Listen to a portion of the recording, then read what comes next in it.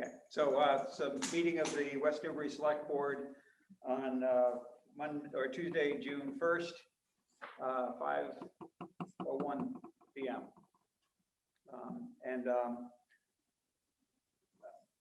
We don't have a whole lot in the way of announcements tonight. We're going to be going to executive session almost immediately. I guess the one thing I would mention, it's been requested by Fred Chignagna, the chair of the tree committee, to mention the tree survey that is now available on the tree committee website, and they're trying to get responses by June 15th. Unfortunately, this being kind of a non-standard meeting, there's not a Jen, you're the only person here as far as we can tell, so if you put a blurb in the paper about that, that'd be great. That would help the tree committee out in that regard. Other than that, there are no other, I guess I can give the Zoom meeting credentials, but unless you're here already on the Zoom meeting, it would be pointless. So I think technically I'm supposed to do that. So, based on Mass General Law, we are able to have this as a remote meeting and make it available to the public as a remote meeting. So it's a Zoom meeting ID 965-7321-9048, passcode 431396. That's it for announcements. I don't think we have anything else. We don't, but I'll just say briefly, we have had some questions come in about the open meeting and when it would go back to in person. So okay. If that's in order, I can just give a sure. Yeah, that would be great. So the expectation is that the state of emergency in Massachusetts would end on June 15th. So when this board meets on the 14th, you'll be asked to lift our state of emergency, which the way it's written is basically once it's found that the conditions no longer exist. So after that point, unless there's new legislation, and Mike can tell me if there is, the expectation after June 15th would be meetings would go back to being in person, which would mean the boards, committees, and commission members would need to attend unless they're, absent through the Mullen Rule, and public attendance would be allowed in person.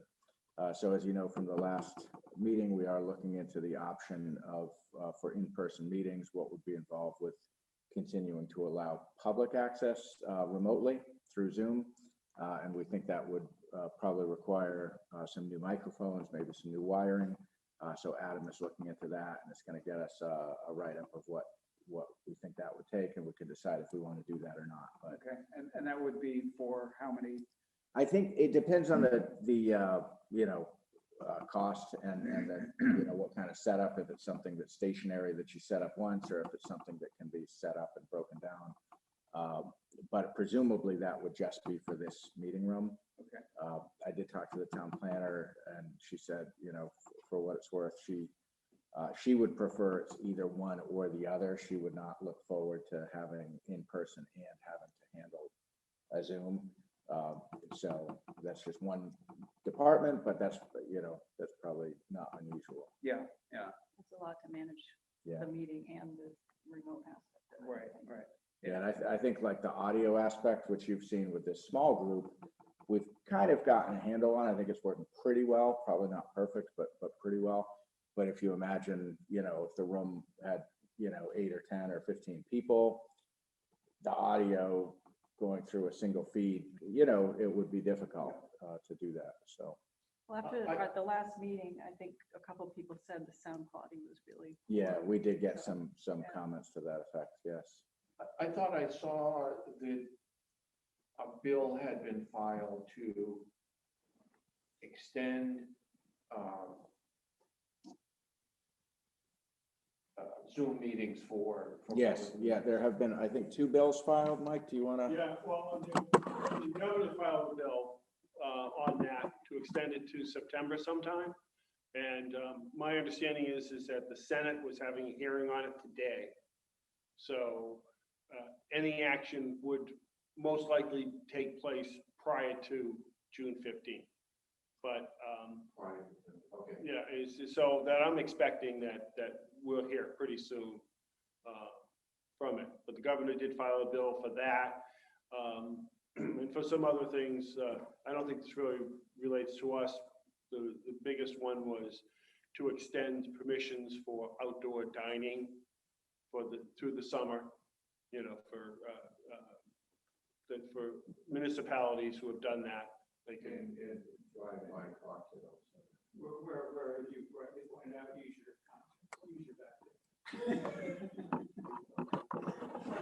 Yes. So what is the downside to not having a remote format other than just convenience? for I people think who it's just don't? convenience, Okay. it's, what I've heard from some residents, I'm sure you guys have too, is especially for people who just have one issue on the agenda that they're interested in, it's a lot more convenient if they can just log in from home, and they're much more likely to participate than if they have to drive down to the town office and potentially, sit for a 2 or 2.5, 3-hour meeting.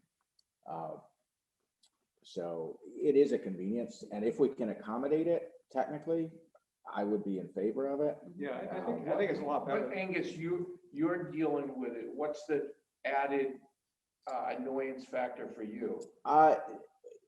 It was more difficult early on, partly because we had the chat, turned on as well, and that was one more thing to pay attention to. Since we have disabled the chat, really the only thing is monitoring the waiting room and make sure you don't strand someone in the waiting room. Occasionally, I'll get a text message from someone saying the audio is not so good, and I'm sitting here in a meeting and it's difficult. I can't really do anything. So it's easier without it, but we've managed and we could continue to manage. So Yeah, I think it's great to make meetings available as much as possible to the public. So I, if we can make it work, I think we should go forward with. Okay, but that's us. We've got Angus that's been doing this. And Right, but like, what about other committees? I think there's been a relative handful who have, some have met totally virtually. And if that continues to be an option, I think there's some who would probably favor that. For those who have done some kind of hybrid, typically there is a staff person who's there at the meeting to manage the technical side of things. It's difficult if you're dealing with plans like a planning board or the Concom to have it be remote, I think, because people can't see it, they Right. put it up on the screen, but it's very small. It's too small. Way Yeah. too small. Yeah, so probably each committee is going to be different as far as what they want to see. Yeah. Which makes it challenging. Have one policy. Yeah, it almost seems that we're gonna have to see how each committee responds and then address, if there are problems, address them as they come up. So that'll be an item on the next meeting. Yeah, agenda. it should be, yeah. In fact, maybe it's. But we're still talking about the public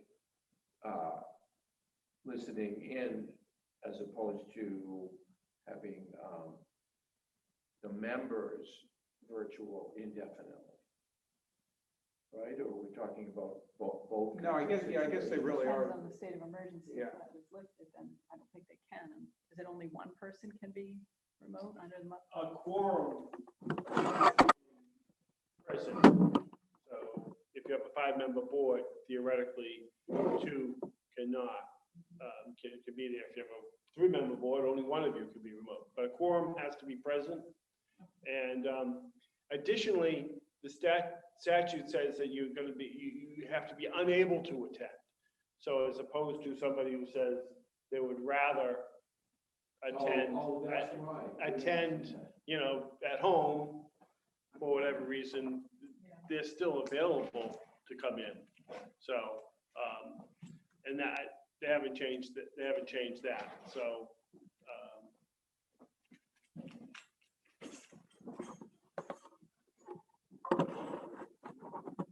so you still have remote participation.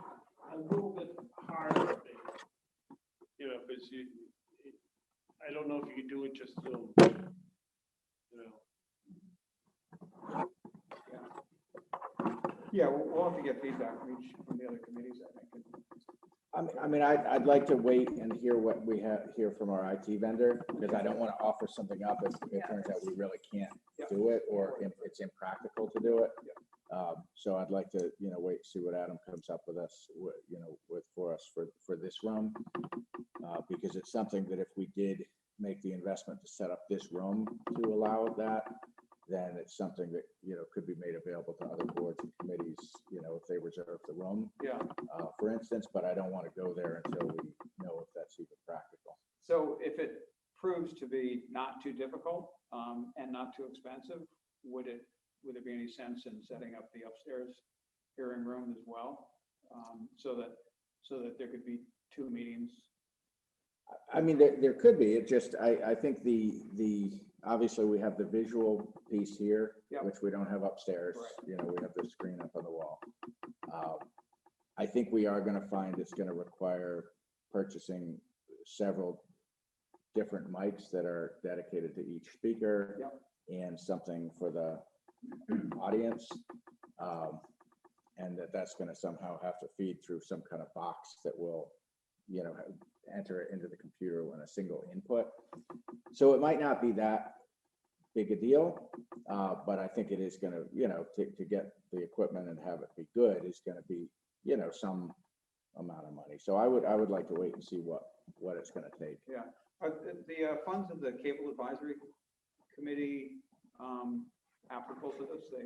They certainly Right. could be, yep.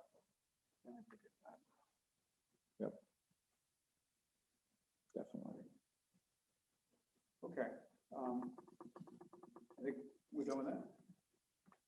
So we're going to adjourn to executive session. I just had one thing in terms of items for future agendas. Okay, Getting up to speed on select board, what I'm supposed to know. And, Yeah.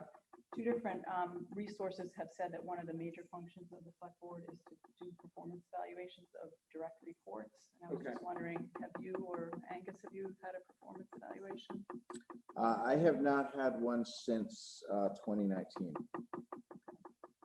I guess it's a moot point for you. Yeah. Yeah. So, I mean, I think that's something that we could probably, set a good example for other boards and committees by. Yeah, doing okay. that. If you agree and want to discuss it on the 14th, I can pull together some resources, like example, performance evaluations. That'd be great. For town Okay. manager and town council. Sounds good. All right. You gonna get that from the MMA site, you think, or? Yeah, also the Office of Inspector General. has Okay. some examples. We also have our own. Yeah. ones too. It might be worth just, looking at and updating. Was it a good process? Did you feel like? It was, I think it could be better. I mean, it was a really busy time, and so no one had a whole lot of time for it. But basically, each of the 3 members wrote up their evaluation, and then we met to review it.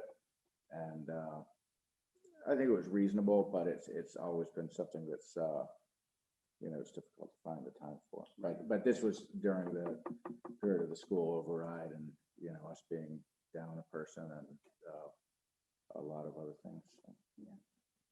Okay, well, I can work on that if you Great, can have that. Sure. Okay. thanks. Good suggestion. Anything else then for future business, or we're good? Okay. So we'll move on to executive session. And so we're closing the open session at 5:15. Is there a motion? I move to close the open session and open the executive session. Is that adequate motion? You just have to cite the exemption. Oh, in accordance with MGL Chapter 30A, Section 21A3, to discuss strategy with respect to collective bargaining or litigation. If an open meeting may have a detrimental effect on the bargaining or litigating position of the public body and the chair so declares.